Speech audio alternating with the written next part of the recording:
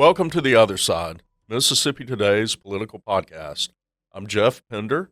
We hope you enjoy this podcast today, and please don't forget to subscribe and like and all that good stuff. These are two freshmen, relatively newly elected senators in about midway through their first legislative session, and I'm really looking forward to getting y'all's perspective. And way of introduction, we have Senator Kamesha Mumford from representing District 26 in Hinds County and part of Madison County, Jackson. And thank you for joining us. Thank you for having me. I'm happy to be here. Okay. And we also have Senator Justin Pope. And this is easy to remember. Senator Justin Pope from Pope, Yes, representing District 24. That's LaFleur, Tallahatchie, and Panola counties. yes, sir. Really appreciate both of you joining us. And I would, your first time on the show, so I would ask maybe if you could just give us a brief introduction, a little bit about yourself. Senator Mumford, Sure. can you give us a little background? Yeah, I'm an attorney by trade. I practiced law for about 18 years now.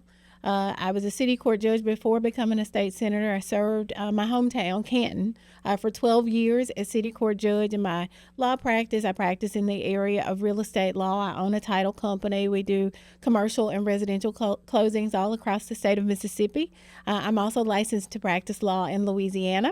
And, you know, we are about halfway through our first session. It has been an exciting time. I've learned so much already and am just enjoying the work of it all. Okay. Senator Pope? Well, mine's a little bit different. I'm just a community, family-oriented man. Just love to help people. I have a strong background in healthcare, education. Work with the law enforcers. Anything that has a problem, I always want to be the one to help with the solution. And just like helping people, that's what I just enjoy doing.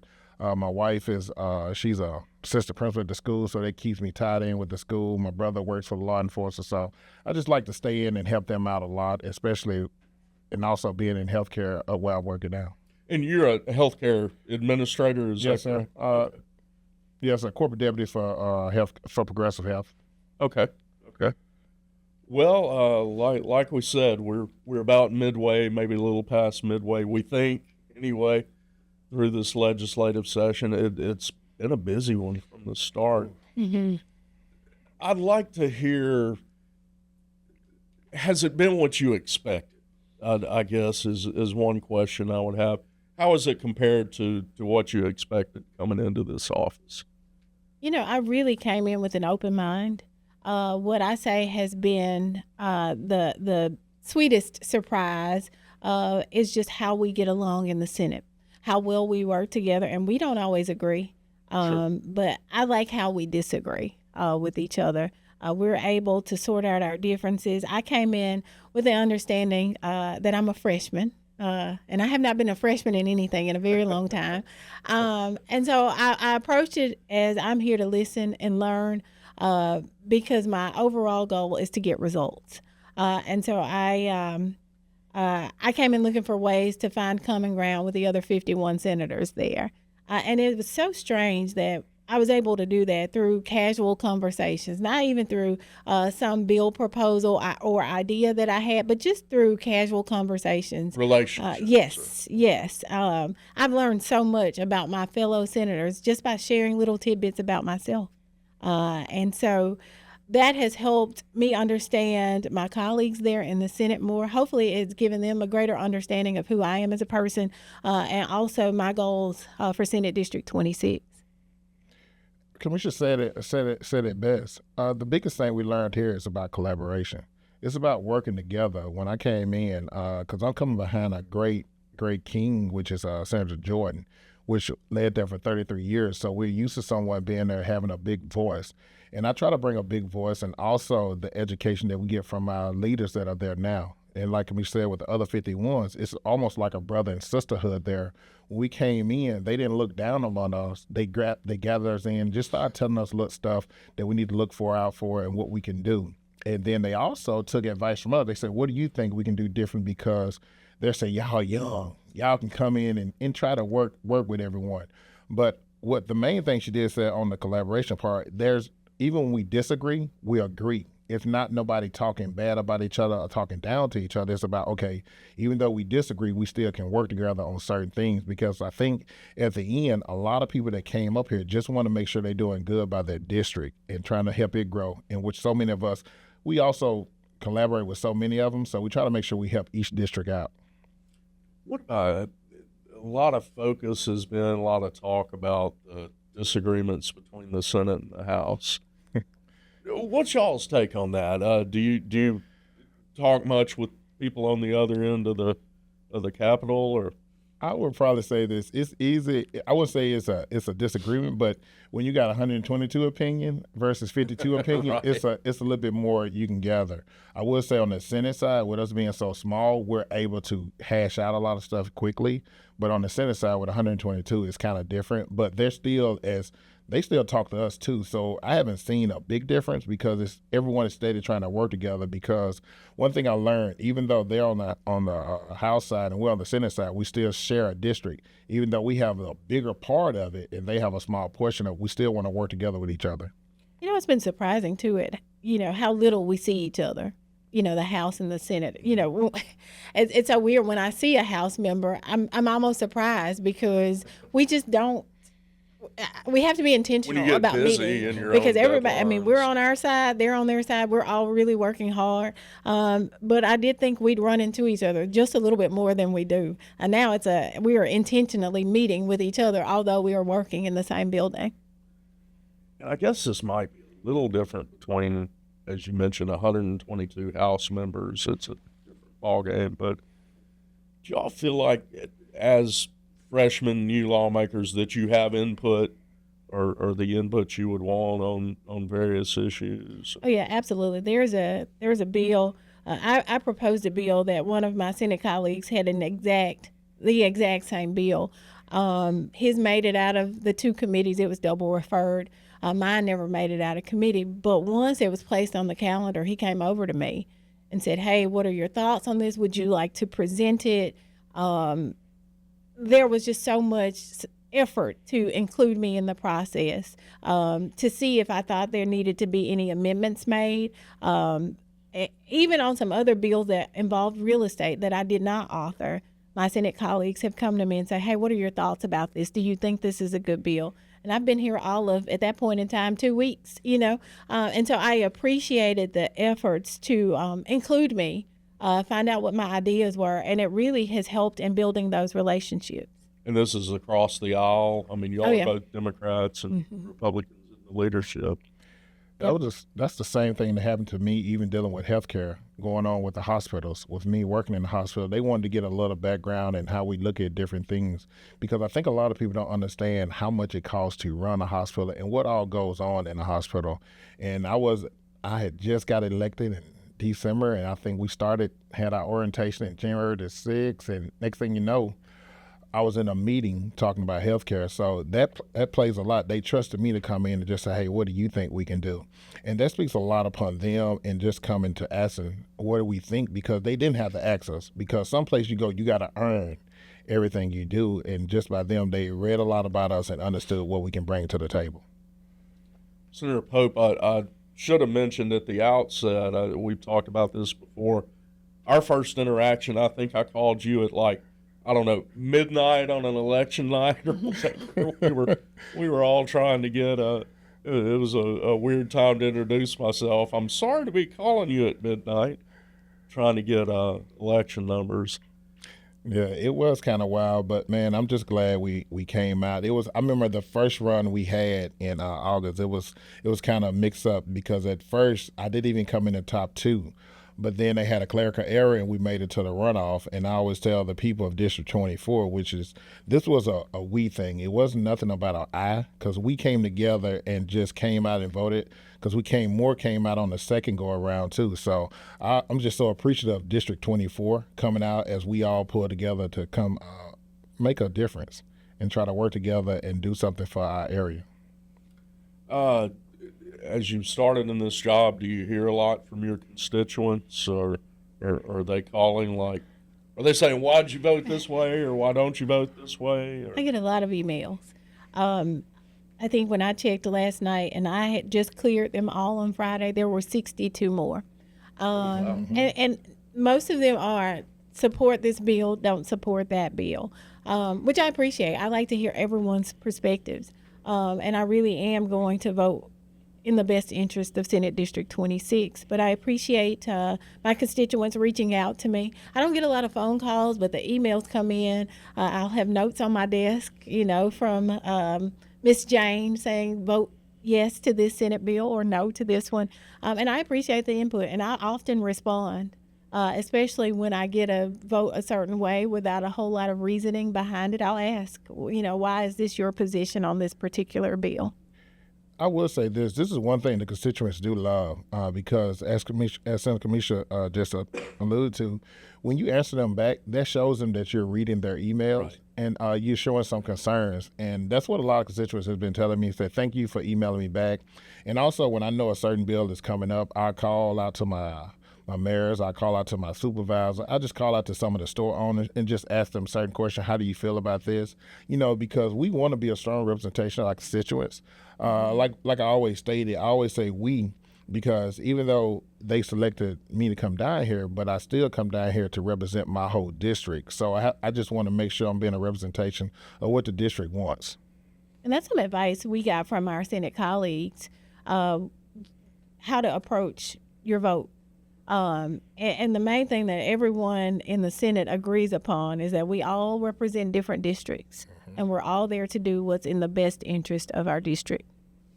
Have you, at this point, have you had some difficult votes, some ones you really had to soul search or question?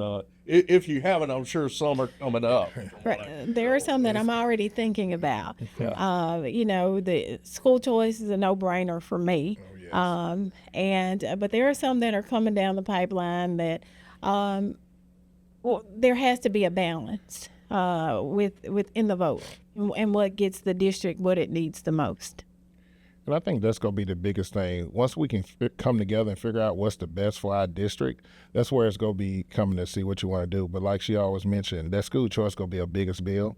And just when it came from the House side, it didn't make out a committee. But it's just certain things you just got to look for. Because I know everybody wants the best for their kids. And then as my wife is a teacher, I always want the best for the teachers too. Mm-hmm.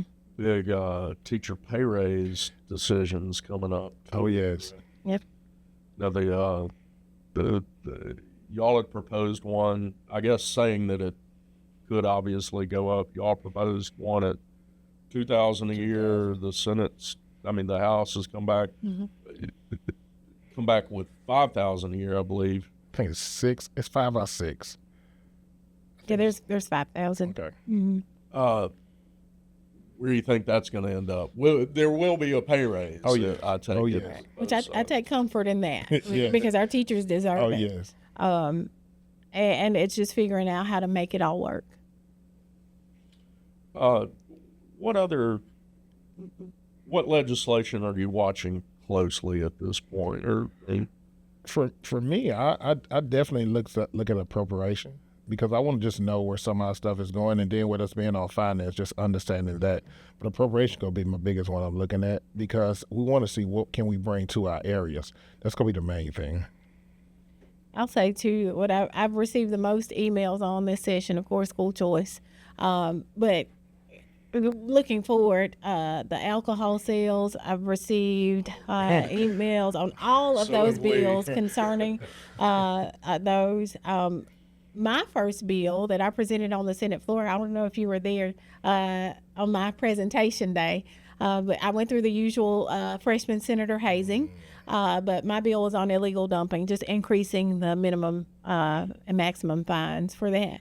I did not know until I had introduced the bill that my predecessor, Senator now Mayor Horn, had also introduced that bill several different sessions. It has always passed the Senate and failed in the House.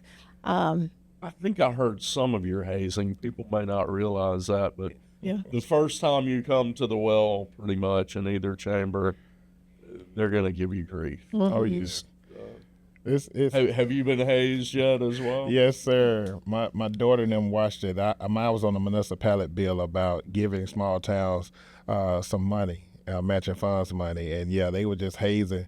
My daughter watched. She was like, "Mama, they ain't asking Daddy nothing about the bill. They asking about his clothes, where he played ball, and everything." But it shows that they just want to. They really helping you break the ice.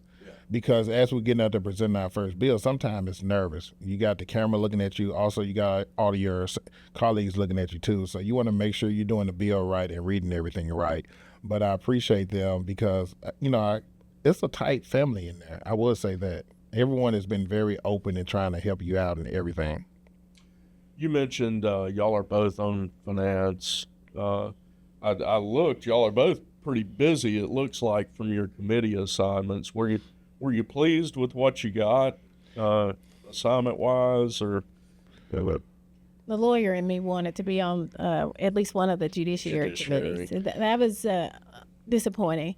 But I was happy to be on Veterans and Military Affairs and Tourism. Economic and Workforce Development was something that I campaigned on heavily, so I was very pleased with. Yes. You introduced some legislation along those lines, as I recall. I did.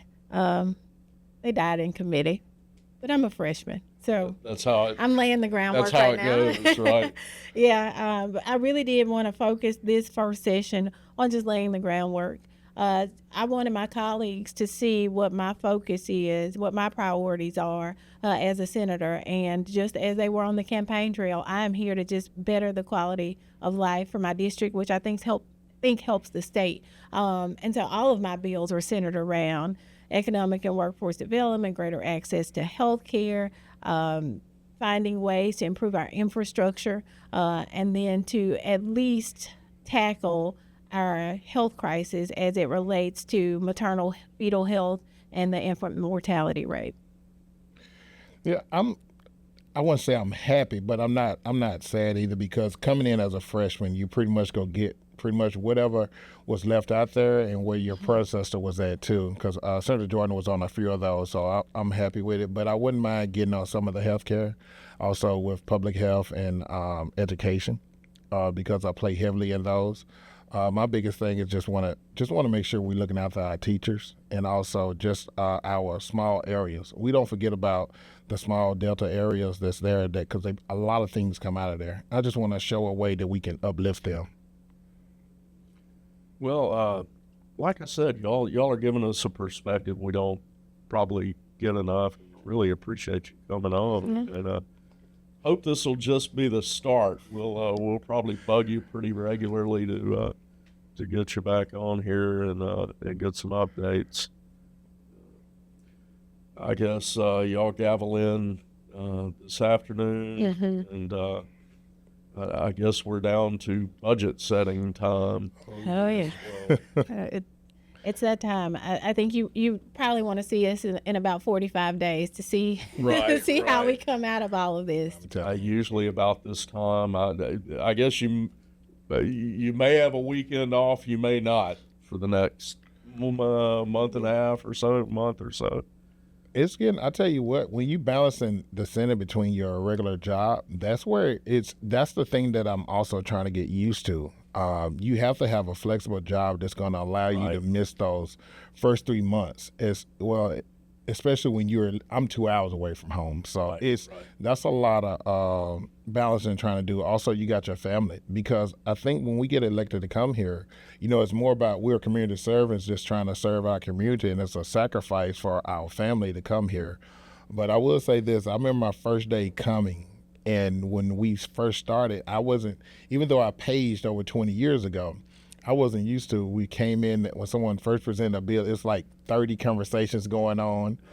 People in the corner had something going on, and the way my brain and attention span was going, I was all over the place. And then, like by the third day, I finally grasped everything. Right. Well, and we sit up front. The freshmen are all in the front. Right. You don't get to Which choose. I need to give a shout out to Senator Dupree, because I'm on the second row, and that's because he let me have first choice of seating, although he was in that position because of the straw polls that we did for seniority.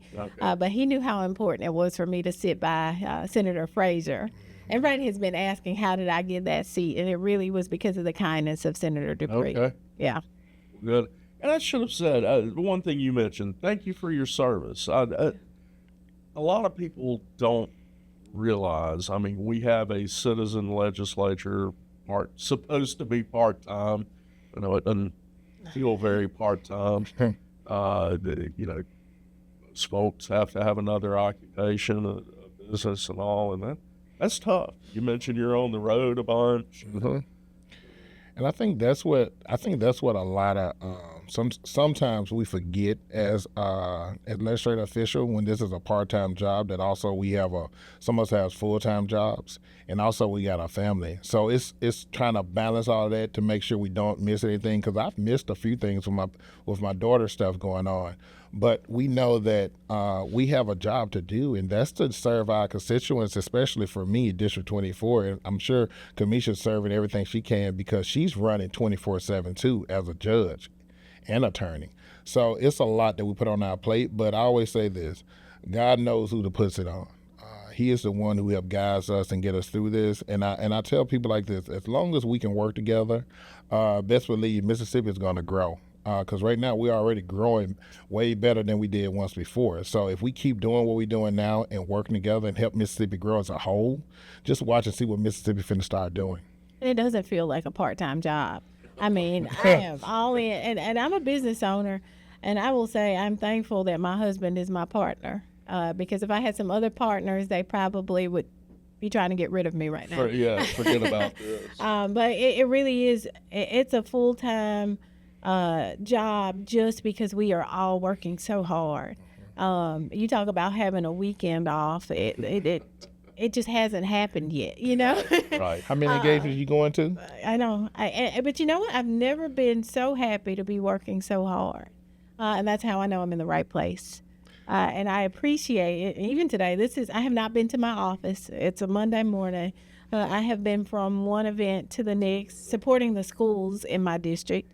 But it is really so humbling, you know, the excitement that I saw from the students when I walked into the gym this morning, the excitement that I even see in the grocery store amongst my constituents. It really gives me the energy to keep going. But whenever I see or hear someone say, well, it's a kind of a part-time job, no, we are all in all the time. We are always on, even when we go to lunch, you know, like we are always working. One thing Kamesha said that Kamesha also, Senator Mumford, has a lot of people that looks up to us, because I think when we put ourselves out there, that takes the courage right there.